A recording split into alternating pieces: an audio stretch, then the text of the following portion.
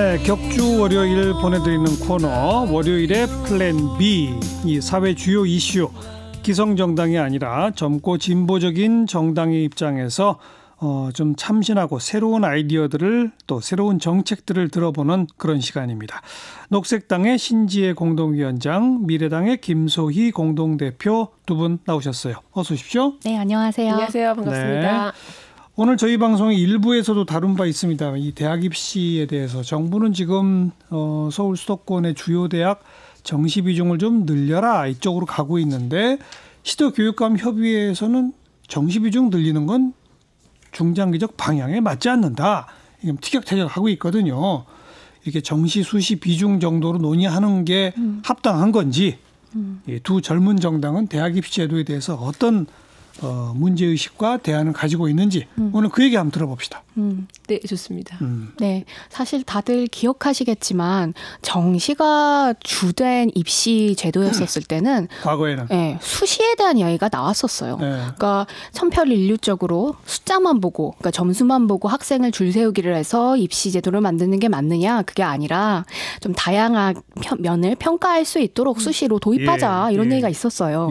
결과적으로 보면 저는 핑퐁의 문제가 아닐까 싶어요. 정시 중심일 때는 수시가 대안이고. 네, 수시가 대안이고 수시를 바라게 되고 수시 위주일 때는 정시를 바라게 되고. 근데 사실 저는 정시 중심이냐 수시 중심이냐는 교육 제도가 갖고 있는 이 문제점, 근본적인 문제점을 해결해 주지 못한다고 생각합니다. 정시 비율이 조금 늘어나야 되는 거 저 공감합니다. 그리고 자사고 폐지 얘기도 지금 정부에서 하고 계신데 그것도 공감해요. 근데 그것은 첫발일 뿐이지 지금 한국 사회에 만연한 이 문제, 고질적인 교육 문제 해결에는 너무나 미약한 방법이다라고 보고 있습니다. 근본적인 교육 제도 혁신이 필요하다. 예. 그 얘기가 좀 더 듣고요. 네, 저도 여기 맨날 나오는 우리나라 교육제도의 핵심은 대입이잖아요. 사실 대입제도 어떻게 할 거냐가 모든 교육제도의 모든 얘기처럼 다뤄지는 것 자체가 문제다. 네. 교육이라는 게 우리 모든 국민이 여기서 반박의 여지가 없을 것 같아요. 주입식 교육으로 해서 대학교를 목표로 하는 이 교육 언제까지 갈 것이냐. 이제 좀 끝내자라는 얘기가 나오고 있는데 아직도 교육제도 얘기만 나오면 그래서 정시 비중 어떻게 할래, 수시는 어떻게 할래, 학종은 어떻게 할래 해서 이게 깔때기처럼 대학으로 귀결되는 이거 자체를 좀 끝내야 된다. 그래서 정말 개혁 갖고도 안 된다. 혁명적인 그 방안이 있어야 되는데, 네. 왜냐면은 그 교육에서의 많은 그 폐해를 우리가 이미 보고 있잖아요. 그럼 교육제도 혁신의 근본 방향이 어느 쪽이에요? 녹색당은? 저희는 파격적으로 그 국가 수준의 고시를 폐지해야 된다라고 주장하고 있습니다. 수능 시험 같은 걸 아예 없앤다? 네, 아예 없애자. 그래서 전국적으로 하루에 한 날 수능을 보는 것이 아니라 각 지역마다 대학마다 다르게 보도록 하자라는 것이고요. 근데 거기에 토대는 옛날 대학 본고사 시대로 가는 거 아니에요? 본고사조차도 아니다라고 주장을 하고 있습니다. 대학마다 뭐 고등학교 때의 성적을 보거나 뭐 다양한 방식으로 학생들의 활동을 뭐 점수로 해서 정성적으로 반영을 해서 뽑을 수 있겠지만, 근데 저희가 이런 주장을 하는 이유는 누구나 대학까지 안 와도 되는 사회를 만들자라고 하는 거예요. 그리고 또 지금 계속해서 얘기 나오고 있는 국공립대 통합 네트워크라고 하는 것이 도입이 된다면 그 지역에서 태어나고 그 지역에서 공부한 친구들은 그냥 그 대학을 가는 것이 문제없는, 그리고 꼭 굳이 서울대를 가지 않아도 되는 사회가 만들어지거든요. 국공립대 통합 네트워크는 뭐예요?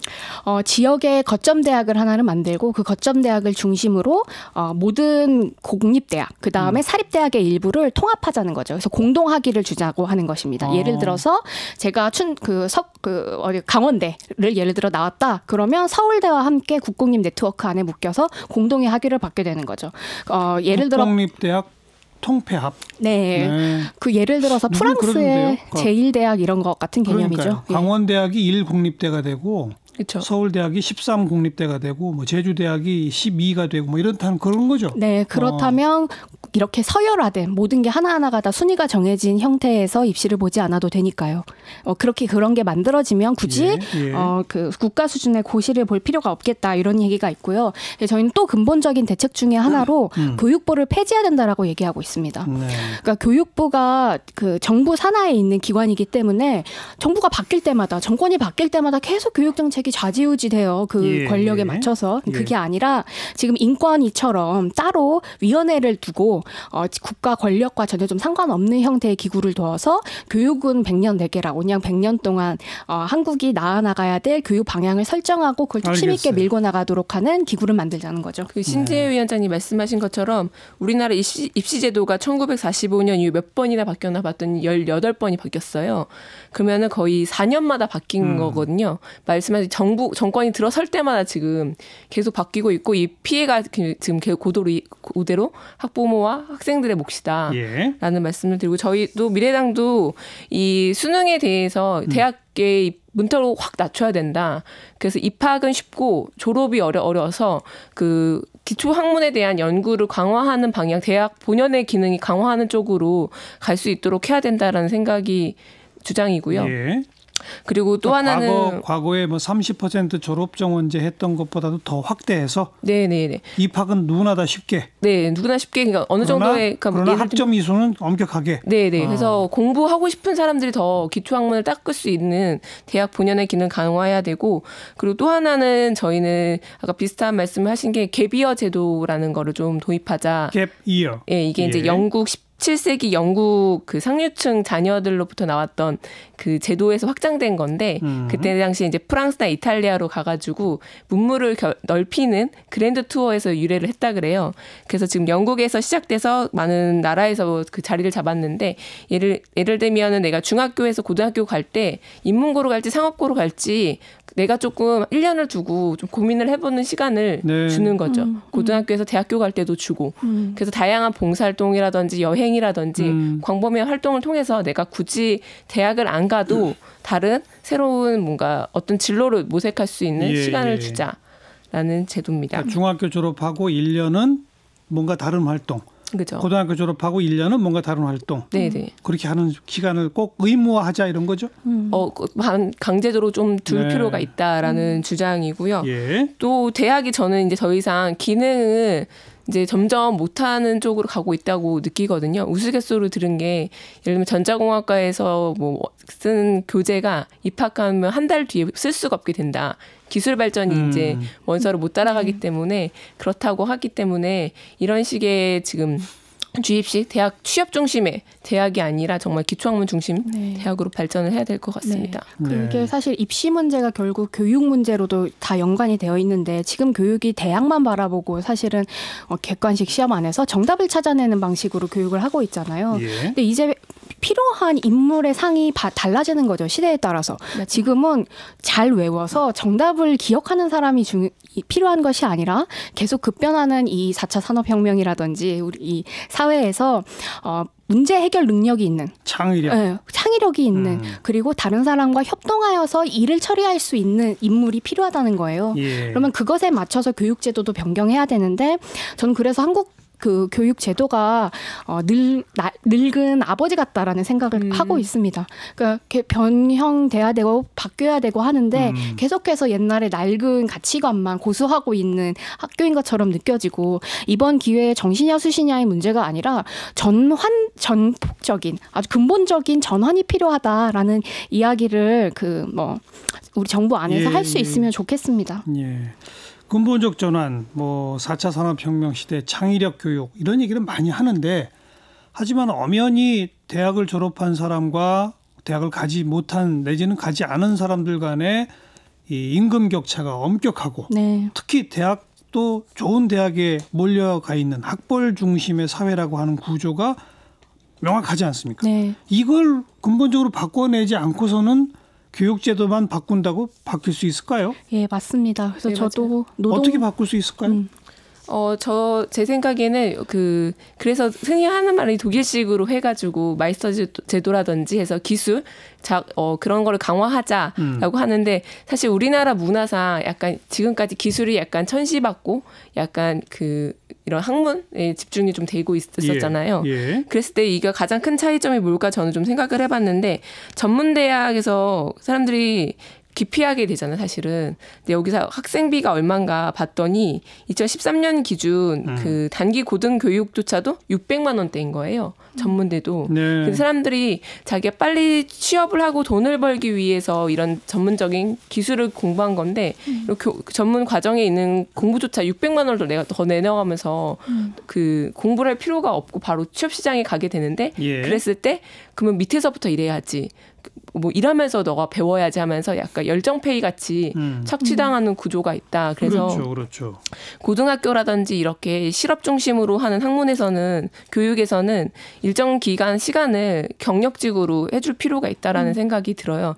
이랬을 때는 내가 가고 싶은 업종이라든지 회사와 연계해서 예. 그것을 확실히 보장할 수 있도록 해주는 게 필요하겠다라는 생각입니다. 네, 취업과 바로 연계될 수 있는 요즘 같은 예를 들어서 뭐 마이스터고라든가 이런 거, 네, 그렇죠. 또 전문대학 이런 쪽은 현장 위주 중심의 교육으로 하자 이런 네. 거로. 네. 근데 저는 마이스터고가 활성화가 된다고 하더라도 또 지금 있잖아요. 지금 존재하잖아요. 활성화된다고 하더라도 과연 그게 지금 존재하는 노동 격차를, 노동 차별을 없앨 수 있을 것인가? 저는 예. 불가능하다고 생각해요. 예. 그러니까 그 마이스터고를 나와도 정규직과 전혀 다른 임금 체계 안에서 일을 하고 그것이 그러게 평생 말입니다. 동안 극복되지 못하는 구조가 있는 거잖아요. 네. 그래서 저는 이 동일 노동을 하면 동일 임금을 주는 비정규직, 정규직 차별하지 않고 동일 임금을 주는 이야기를 노동 현장 안에서 꾸준히 해오고 있는데 이제 그걸 제도화할 필요가 있다라고 생각을 하고요. 예. 2000년대 초반부터 한국 사회에 화두가 됐었던 게 차별금지법입니다. 왜 이게 20년이 지나도록 저는 제정이 안 됐는지 이해할 수가 없어요. 차별금지법 안에는 학벌에 대한 차별도 금지하게끔 되어 있거든요. 근데 지금은 공공연하게 학벌로 인해서 차별이 가능한 시스템이잖아요. 이 기조 자체를 전환할 필요가 있다라고 예. 보고 있습니다. 예. 노르웨이란 나라 있잖아요. 네. 거긴 배관공의 임금이 대학 교수 임금보다 높대요. 맞습니다. 네, 저도 비슷한 얘기를 근데 드리고 싶은데. 그런 시스템을 우리가 만들어 갈 수 그리고 있을까요? 호주 같은 경우도 그 상위 10위 안에 들어가는 상당수 직업들이 그 건설 현장인데 그런 이유로 왜 봤더니 위험 수위가 높기 때문에 위험 수당이 훨씬 높기 때문에 그렇게 높다고 하더라고요. 그러니까 이런 부분이 사람이 필요하죠. 일하는 값을, 노동의 값을 일한 만큼 쳐주는 사회가 네. 좀 필요하다고 생각하고, 저도 이제 해외 보면 독일 같은 데 가봤는데 굴뚝 청소부가 다른 말씀하셨던 것처럼 교수보다 훨씬 임금이 높은 거예요. 그래서 굴뚝 청소부로 살아도 문제 없는, 행복하게 살아갈 수 있는 사회, 그러니까 지금까지 한국 사회는 개천에서 용이 나길 바랬죠. 저는 아니라고 생각해요. 개천에서 살아도 문제 없어야 된다는 거죠. 왜 꼭 용이 되어야만 하는 걸까? 아니다. 개천에서 태어나도 행복해야 한다. 이 기조를 다시 세울 때가 되지 않을까 싶습니다. 개천에 살아도 용만큼 행복한 세상이 되면 될 것 같은데 이게 참 어려운 것 같아요. 그러게 말이에요. 네. 지금 교육제도 얘기하다 보니까 학력별 임금 격차 뭐 그것까지 우리 사회 경제적 구조 전반에 대한 얘기로까지 어차피 갈 수밖에 없거든요. 네, 맞습니다. 지금 대안으로 말씀하신 국공립대학의 통합 또 국가 차원의 일제 시험을 아예 없앤다. 갭 이어 제도를 만든다. 참신하긴 한데 너무 파격적이라 이게 실현 불가능한 거 아닙니까? 근데 국공립 대학 네트워크 보면 필요한 예산이 2조 5천억 원입니다. 근데 저희 내년 한국의 예산이 슈퍼 예산이라 그래서 500조가 넘어요. 예. 그러면 1%도 아니고 0.5%를 쓰는데 우리 대학 입시와 교육 제도를 바꾸는데 가장 중점적인 국공립 통합 네트워크를 0.5% 예산을 들여서 할 수 없는 걸까? 의지가 없는 걸까? 돈이 없는 걸까? 돈 문제가 아니라 국민의 인식과 정서적 거부감 같은 게 있는 거 아닐까요? 저는 국민의 그 인식과 정서적 거부감보다는 이 네트워크 안에 들어가 있는 이해 당사자들의 기득권이라고 말하고 싶어요. 기득권층의 저항. 네, 국립대 네트워크 대학에서 지금 가장 반대하는 대학이 서울대입니다. 네. 그래서 그리고 여기서 가장 우려하고 있는 것은 하향 평준화될 것이다라는 우려인데, 근데 이것을 단순히 지금 상태에서 저는 네트워크 하는 건 조금 우려가 있는 부분이 뭐냐면은 그 학생 1인당 그 들어가는 학생 교육비가 그 지원비가 서울대 같은 거 4,300만 원대고 연세대는 3,000만 원, 한양대는 2,100만 원, 중앙대는 뭐 1,500만 원. 사립대가 차이가 나죠. 네, 섞여 있긴 한데 네. 이런 식으로 각 지방대별로 이렇게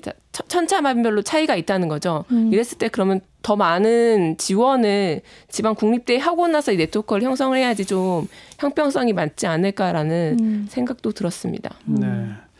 그렇죠. 각 대학별로 학생 1인당 투자되는 비용이 이렇게 차이가 나는데 그렇죠. 하나로 묶어놓는다고 그게 하나가 되겠어요? 심지어 서울대 4.300만 여기는 국립대고 뭐 중앙대는 사립대잖아요. 네. 그런데도 이렇게 차이가 나니까는 그러니까 격차가 크죠. 국립대끼리 묶었다고 그래서 이런 현격한 투자 차이가 하나 합쳐질 수 있겠냐 말이죠. 그래서 그 2조 5천억 원 가운데 그 대학에 얼마만큼 지원을 할 것인지에 대해서는 추후로 그 논의에서 조율할 문제가 아닐까 싶습니다. 말씀하셨던 것처럼 서울대 학생들이 훨씬 더 많은 국비 지원을 받는데 그것과 똑같이 뭐 다른 지역에 있는 대학 똑같이 뭐 지원해 준다는 건 좀 어불성설인 것 같고요. 네. 그 전체 2조 5천억 원의 예산은 최소치로 잡으신 걸로 그 교수진에서 잡은 걸로 알고 있는데 예.